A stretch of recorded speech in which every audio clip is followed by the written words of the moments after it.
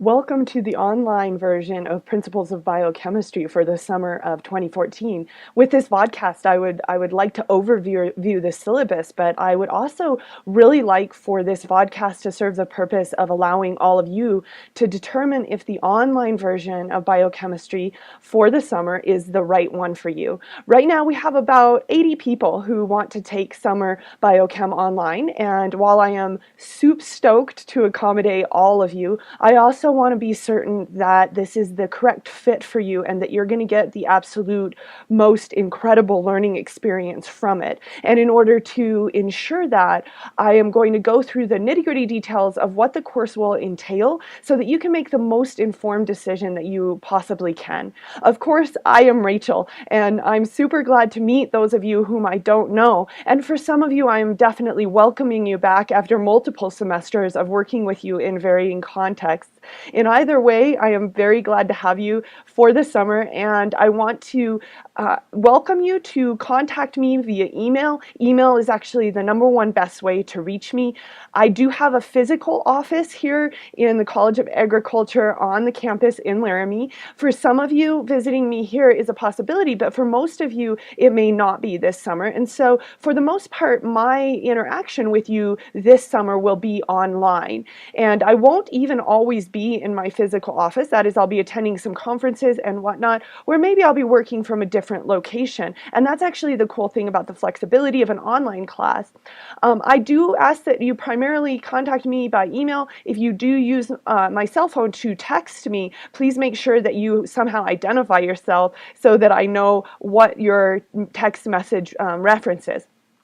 I have many office hours this summer, most of which are going to be held on our primary learning management system, Canvas, or YO courses. And you'll notice that I hold office hours twice on Monday. I hold them on Tuesdays, except for on exam Tuesdays. I hold them on Thursdays and on Fridays on the interactive collaboration software on Canvas or YO courses. I will also be found on Second Life this summer. And for those of you who don't know what that is a virtual world. And in this virtual world, we can take field trips, and that is actually what our 11 to 12 Wednesday office hour will be all about, is going on these virtual field trips and also informally chatting. You'll notice that I've mentioned that I'll have an open door policy in Second Life. So for those of you who decide to design an avatar and meet me there, if you do find me in Second Life just hanging out at any given moment, you can find me there, and I will have an open door policy for casual conversation and visits about things that may concern you. Once you log into Second Life, what you'll find is a whole virtual world in this space. And what you can see here is that I'm logged into Genome Island, and this is my avatar, Serratia Warcliffe. Some of you will very much recognize the genus name Serratia of that gram-negative Enterobacteriaceae. And you'll notice this is one of my very favorite places. This is Plasmid Garden, and you can see the various plasmids and or chromosomes from bacterial cells. You'll also find a lot of other cool things on Second Life, ranging from protein structural models to cell structural models, and Genome Island is one of the coolest places to find that.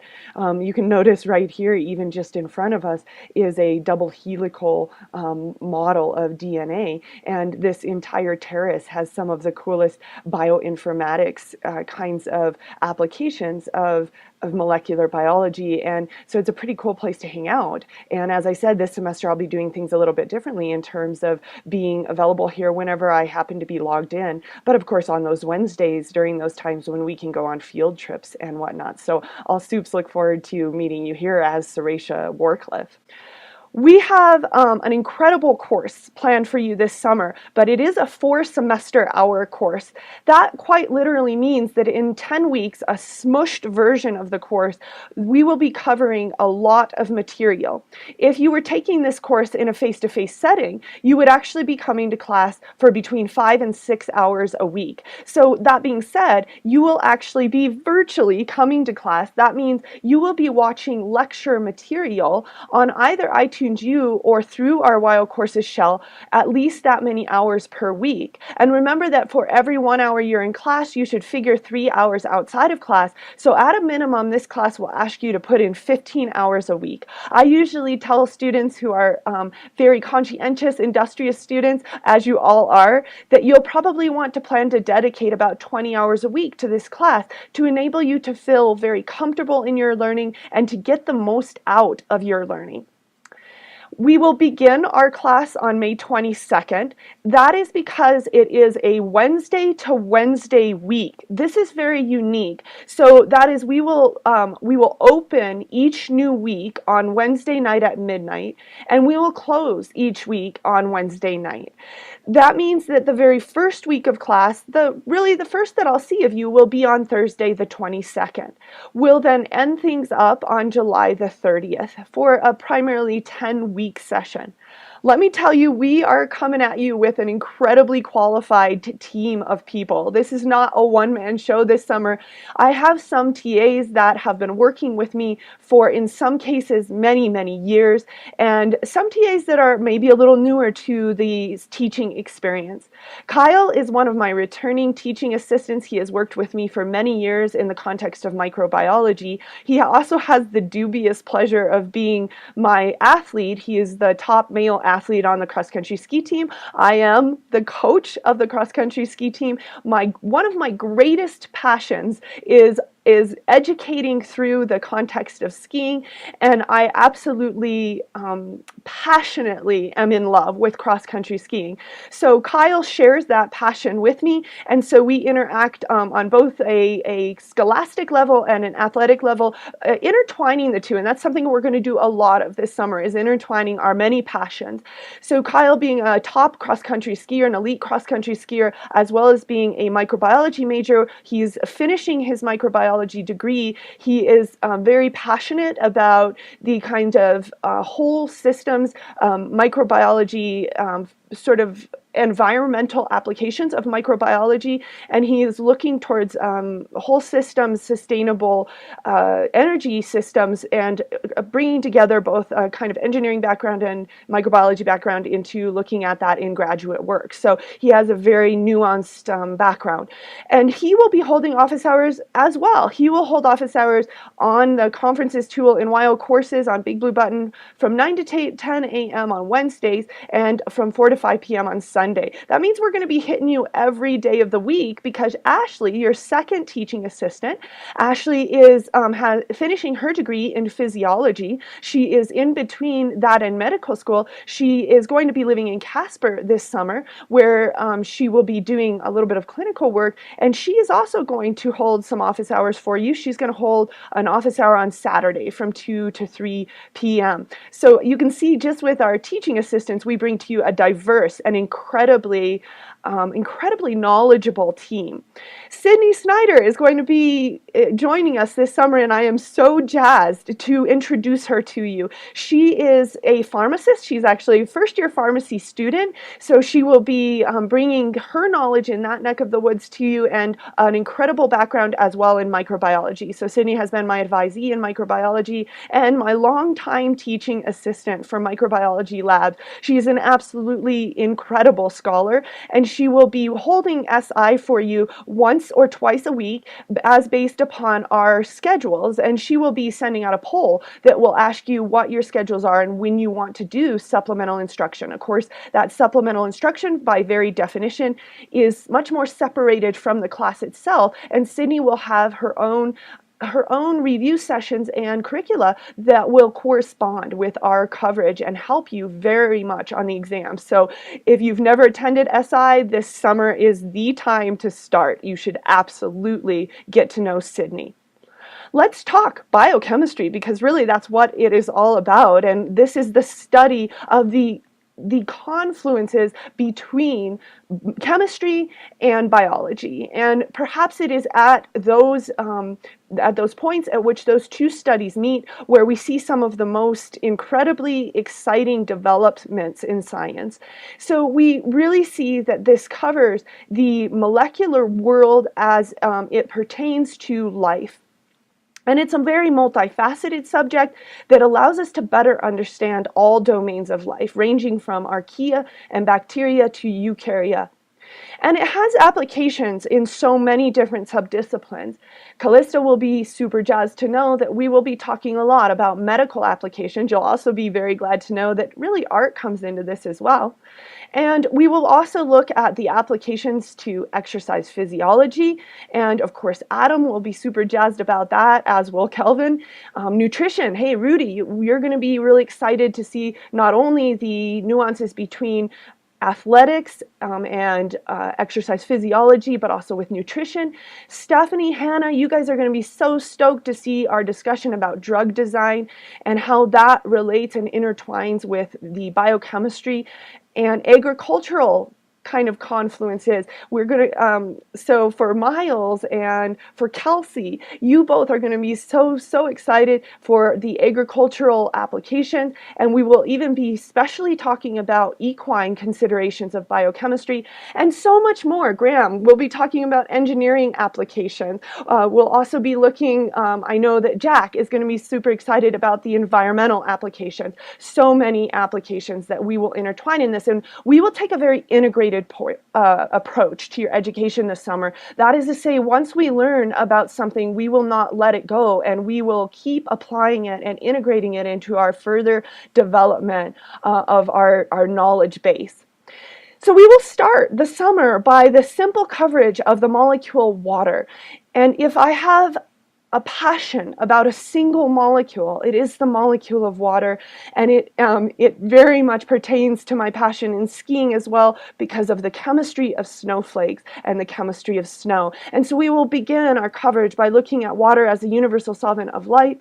We will look then at the way in which that relates to acid-base chemistry. We will develop and evolve our coverage from there to the chemistry of amino acids as the building blocks of the macromolecular protein structures will then merge into other macromolecules, carbohydrates, lipids, and finally we will be able to bring all of that knowledge together in metabolism and look at the nuances of the chemistry of how fuel sources are degraded and also how macromolecules are built. And we'll be able to look then about the gene transfer events that are at the basis of life and look at not only gene expression and regulation, but also at recombinant DNA technology. And we'll end our coverage in that area. We have a huge amount of content planned, but content will be secondary to our learning objectives. Our learning objectives will be the primary process-based objectives that we hope you will be able to accomplish, or we guarantee, in fact, that you will be able to accomplish if you successfully complete this class. So let's talk about some of these goals. And I know that in a class of 80 students, there are 80 different goals for this summer. And I hope that, and I can tell you that my goal is to facilitate your accomplishment of your goals through your learning. So in order to do that, when we set out with our learning objectives, we will think about how that will manifest. And that is, when you finish, I want you to feel confident that you could explain the basic principles of biochemistry to a learner. Teaching is such a big part of what enables you to show your knowledge, and that is what I hope you will come out of this course being able to do and being confident in doing. I hope you'll be able to understand scholarly conversation about biochemistry and be confident enough to engage in that dialogue. I hope that you will be able to read and understand journal articles relating to biochemistry and be able to apply that biochemistry knowledge to explain principles that you meet in your other courses. For example, exercise phys, or your advanced nutrition courses, or maybe even in some of your biological engineering courses. Recognizing connections between biochemistry theory and natural phenomena, maybe there is nothing more important than this. Maybe in the end, the most important thing is that we can engage in a discussion with anyone and show them and synthesize and knit together connections between what that conversation is and what biochemistry does to help enhance that conversation. So, as many of you know, one of my #1 campaigns is the Sexy Minded campaign. And that is, I want to encourage you this summer to have a sexier mind. And I want that to be one of your #1 learning objectives. And not only do I want you to pursue this sexy mind, but I also want you to feel confident enough to take that sexy mind and use it to change the world. And I know that maybe that sounds a little bit lofty, but when you can take your knowledge, for example, of the biochemistry of sucralose, right, an artificial sweetener, and you can say, not only do I understand why sucralose tastes sweet, but doesn't get degraded by either the bacteria in your mouth or by you, or the bacteria in your gut, but that means that it also goes into the environment where it is never degraded. And we can understand some of the environmental implications of something like that. And you can add to the scholarly dialogue, and you can be a part of making change in our world, positive change through biochemistry. So you might be laughing at me right now, and it's okay if you are, because I hope that we will also laugh a lot this summer. And so as we continue on to our syllabus coverage, I hope that in the back of your mind will be the pursuit of a sexy mind and changing the world. We do have some resources for this course, that is textbooks and required materials. The textbook for this is required, and I know that some of you have had me in prior courses, and maybe you didn't use your textbook very much. I hope you kept it, because it will be something that comes back for you. But for this course, you actually need the textbook, and I honestly don't care if you are just broke, like you cannot afford to buy even toilet paper. Please just get online and find an old used copy of even an old edition of Principles of Biochemistry by Moran et al. This textbook has existed in multiple versions, and even an old edition will suffice. You may only literally pay $1 for an old used version, but you need to have a version. Now, don't tell the bookstore that I told you that, because they're going to want you to buy it from them, and that's fine. But if you don't even have money for food and toilet paper, just take the cheap route, okay? So I'm going to show you the text. This is what the textbook looked like in its most recent version, so this may be something that you want to pick up. We have some other important resources, and because this is an online class, it is very technology intensive in order to help to facilitate our learning.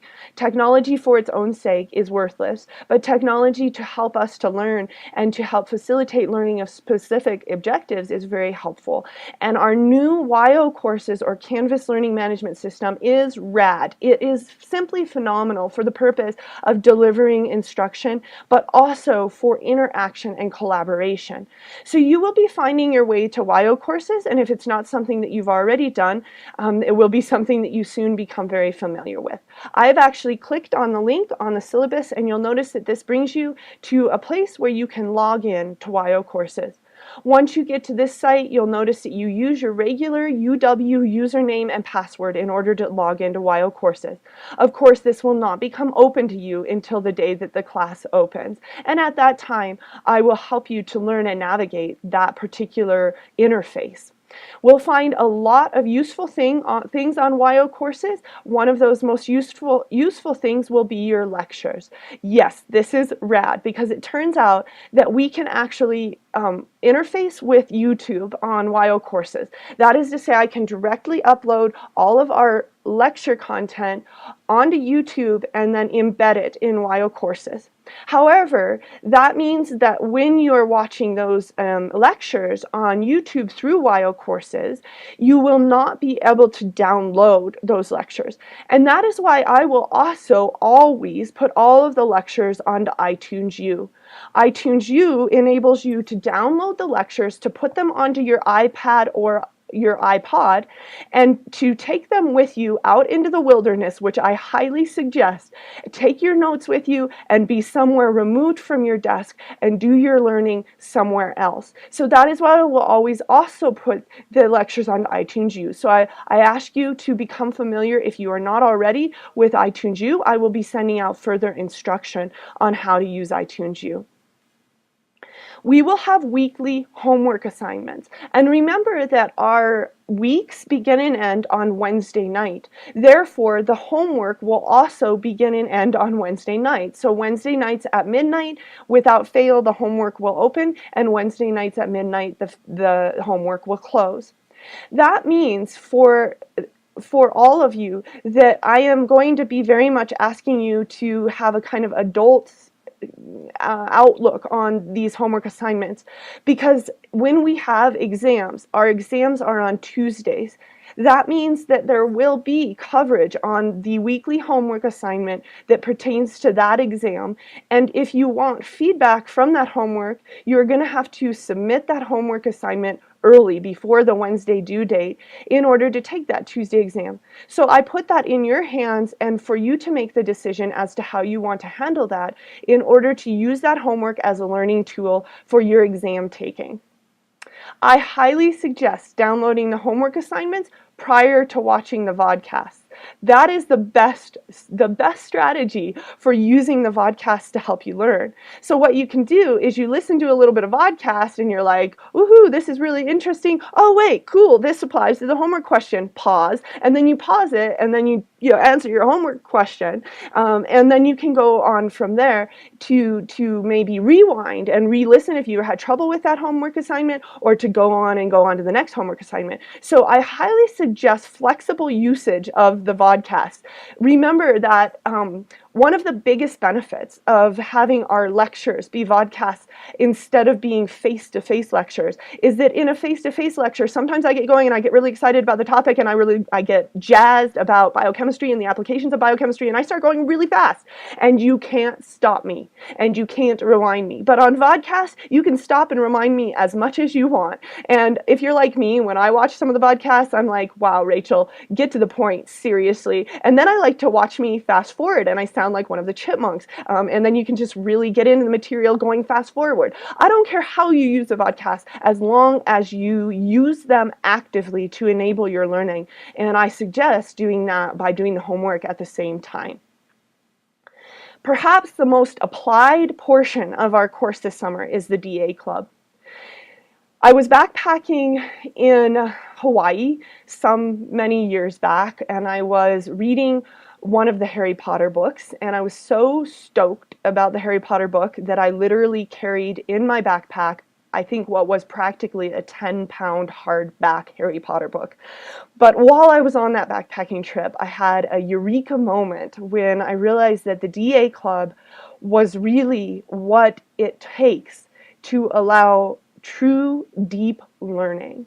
That is, most of us tend towards bulimic learning or regurgitative learning, and I'll ask you to comment on that in our introduction. But deep learning, I think, can only be facilitated by teaching and by working towards a common goal with a group of people and working towards a goal about which you care. I think this will resonate with Brian. Brian's in our class this summer, and he has a lot of things that he cares deeply about in the world of social justice, and for him, using his chemistry knowledge to fight for some of the changes that he believes in, it helps to make him want to learn very deeply. So the DA Club is all about us teaching each other and us working together for things that really matter. And so the DA Club is going to constitute a lot of your work this summer. In fact, it is going to be worth as much as your final exam. Half of your points for this will come from, that will be 100 points that will come from the individual rubric assessment of this. There will be another 100 points that will come from the individual rubric assessment. So one individual rubric and one group rubric assessment that will together constitute the 200 points of your final grade. In each one of these discussions, we will discuss deeply some sort of implication of biochemistry.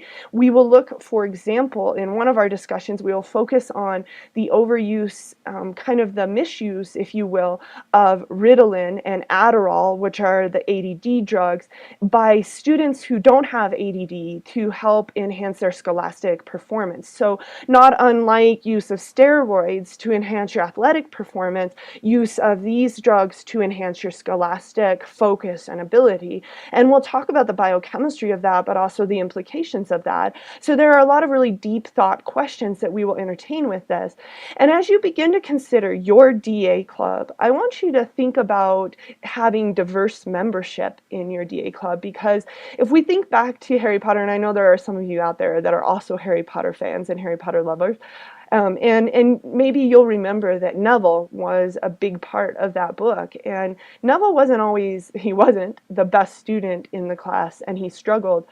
But let me tell you what, he was pretty awesome to have on the team in the end. And I think that's something that we need to always consider. So if you are like Graham and you're a chemical engineer, then I want you to think about maybe bringing in someone who is much more biology intensive, maybe someone who has interest in veterinary medicine like Kelsey, and bringing a group together that has a very diverse and unique interest. Maybe Jack comes into that group as well with his environmental interests, and then together our dialogue becomes a much more interesting one. So that being said, I will talk more about the DA Club and how that will work, but for right now, know that when you first log in to WIO courses, one of your first goals will be to begin to construct your DA groups. Exams. Hate them and love them, right? Exams are an important part of our growth, because in order to converse in a sexy way about biochemistry, we have to have a certain lingo that it's like learning a language. We have to learn the biochemistry language, and a part of that is really this conscientious study of the terminology and the lingo. And so our first 3 exams will be proctored exams, and I'll talk in a minute about the nuances of proctoring. It means that it's basically like an in-class exam, only you'll be doing it from wherever you are with a proctor. These exams are not, the time limit is very long. I allow you for a 3-hour time limit, and I'm trying, and I will try even harder this summer to make sure that those exams are well able to fit in well under 3 hours. But feel free to sit for those 3 hours, and some people very much like to. They all will be on a regularly scheduled day. That is, we'll all take the exam on Tuesday, June the 10th, even though we're all going to be taking it from very disparate locations. So some of you may be in Korea, Japan, we may have people in Australia, New Zealand, and we may have people, right here in Laramie. And so we'll all be in different places, but we'll all take the exams on the same day. Exam 1 and 2 are completely closed book, closed note. However, exam 3, much like it was in microbiology, will allow you to use a poster, and you can adapt actually your poster that you have for microbiology to include the biochemistry that we will add to it. Some of you don't even know what I'm talking about and have never taken microbiology with me, and that's fine. Suffice it to know that you will be allowed to make your own schematic poster that can be as large as you want, and you can use it during the exam. So it's an outside resource for that 3rd exam. The final exam will be will be open book, open note, and you will be allowed to discuss it online.